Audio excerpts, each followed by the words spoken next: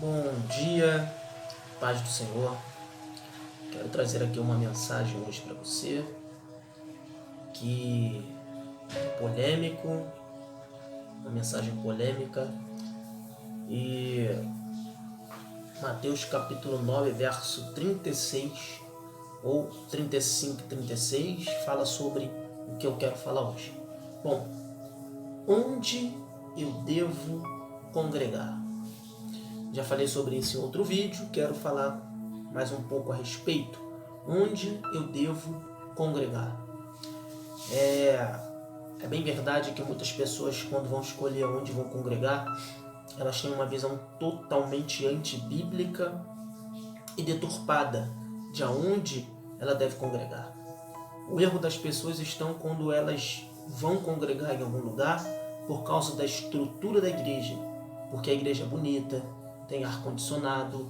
Geralmente as pessoas escolhem por esses quesitos, porque a igreja tem uma equipe boa que cuida de crianças, porque a igreja tem uma boa ornamentação, porque a igreja é bonita.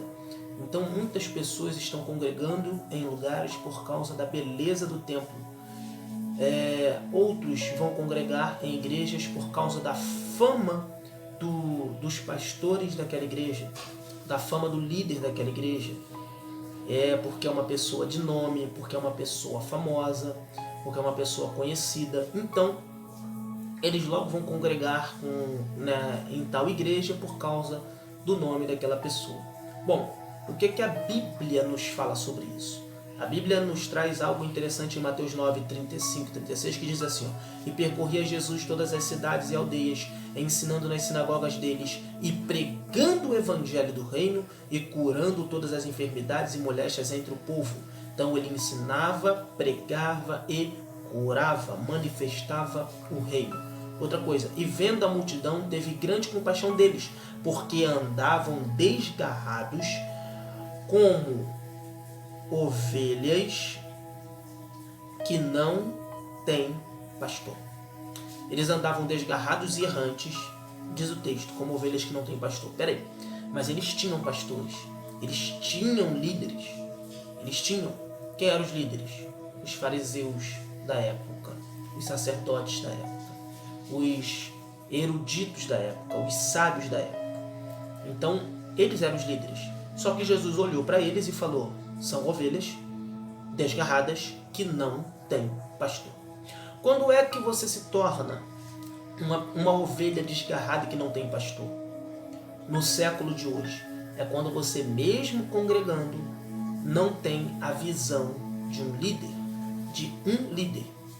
É quando você congrega e não tem a visão de um líder. Porque é aí que está o erro. Quando você vai congregar e você vai por causa da beleza ou de outras particularidades. Então, quando você vai congregar, você tem que entender isso. Você não está indo para uma igreja. Você está indo para um líder, para ser liderado pela visão de alguém. Alguém, por uma pessoa que tem uma visão, que vocês vão seguir essa visão. E quem for congregar vai seguir essa visão. Vai seguir uma visão.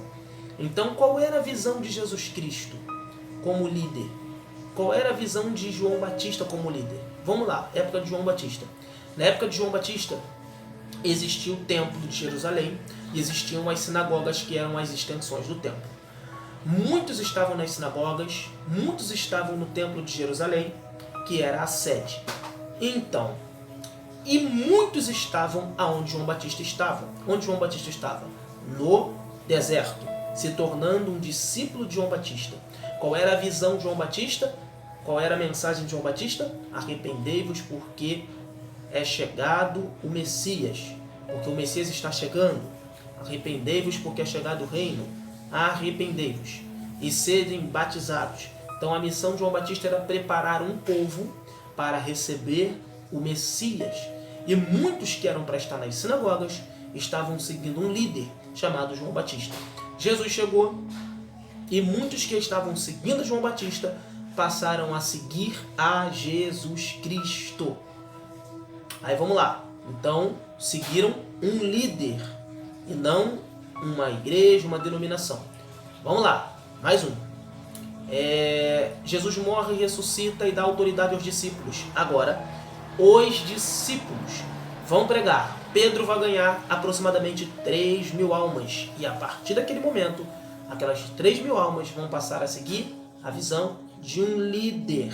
Muitos que estavam indo para as sinagogas naquele tempo, que era tempo de festa, dia de Pentecostes, agora se tornaram liderados por Pedro e por sua equipe. Então pega a visão. Nós não podemos ir para uma igreja, precisamos ir para um líder, porque aquele líder vai te dar uma visão, vai te dar um ensino, vai te dar uma visão de reino. Se o líder não tem a visão de Jesus, que é a visão de reino, que é falar de reino, reino inclui dons espirituais, inclui saber sobre coisas espirituais, saber sobre coisas celestiais, conhecer a Bíblia na sua essência, não no conhecimento apenas, mas no conhecimento prático, saber sobre frutos do Espírito e ajudar o povo e ensiná-los a buscar os dons, a desenvolver o seu ministério, a desenvolver os dons espirituais, a manifestar os dons espirituais, os dons do Espírito Santo. Então, se um líder não tem isso, aquele povo que está sendo liderado por ele pode estar nesta condição, que diz: e vendo a multidão, teve grande compaixão deles, porque andavam desgarrados e errantes, como ovelhas que não têm pastor. Então, muita gente hoje tem pastor, porém, eles seguem não a visão daquele pastor, mas a visão dos pastores famosos, dos pastores do Facebook, dos pastores do Instagram, dos pastores do YouTube. E ele não tem uma visão, as ovelhas não têm uma visão do seu líder, não tem a visão do seu líder. Estão ali sendo liderados, mas não tem a visão do líder, tem a visão de outras pessoas. Então ficam, mesmo congregando, como ovelhas que não têm pastor. E por eles não ter um líder, quando se chateiam naquela igreja, quando algo acontece naquela igreja, logo eles mudam de igreja, porque é mais fácil eu mudar de igreja do que eu ter um líder espiritual. Amém? Pegou aí? Então, quando você congregar, entenda isso. Se você não está indo para uma igreja, você está indo para a visão de um líder. Então, o que você precisa não é de uma igreja, não é de um templo. Eu não estou falando que não é para congregar, é para congregar, mas você vai congregar não por causa do templo ou de sua estrutura, você vai congregar por causa do líder que tem naquela igreja. Então, seja onde você estiver congregando nesse momento, atente para a vida do seu líder, como diz em Hebreus capítulo 13, verso 7, que diz, para que a gente atente para a vida do pastor, atente para a sua maneira de viver, e imite a sua maneira de viver. Está na Bíblia, está escrito lá. Então, você precisa visualizar a vida do seu líder e imitar a vida dele, e que a vida dele seja um exemplo para você. Eu até coloquei uma frase aí que o Espírito Santo me deu, que é: a vida de Jesus era um exemplo para os seus discípulos. A vida do seu líder é um exemplo de busca para você, assim como era a vida de Jesus. A vida de Jesus era uma vida de exemplo para os discípulos, e eles imitaram tanto o Jesus Cristo que ficaram parecidos com ele. A vida do seu líder precisa ser um modelo de imitação para você, de coisas espirituais. Imitação de quê? Meu líder, ele busca muito, eu preciso buscar muito, porque o meu líder também busca muito e nos incentiva a buscar muito. Meu líder ora muito, e meu líder manifesta o poder de Deus, meu líder manifesta o reino de Deus. Então eu quero também ter a vida do meu líder igual a ele. Eu quero orar muito, eu quero jejuar muito, eu quero manifestar o reino também igual a ele manifesta. Eu quero também manifestar o poder de Deus. E ele vai me ensinar, porque um líder, a missão de um líder é ser um ensinador nato, como diz em Efésios capítulo 4, que fala sobre os dons ministeriais, que Deus chamou uns para apóstolos, outros para profetas, outros para evangelistas, outros para pastores e mestres. Um líder precisa ter esses ministérios na sua vida e exercendo o dom de mestre, ensinar as coisas espirituais, as coisas celestiais para os seus liderados, para que assim eles cresçam na graça e no conhecimento que há em Cristo Jesus. Amém?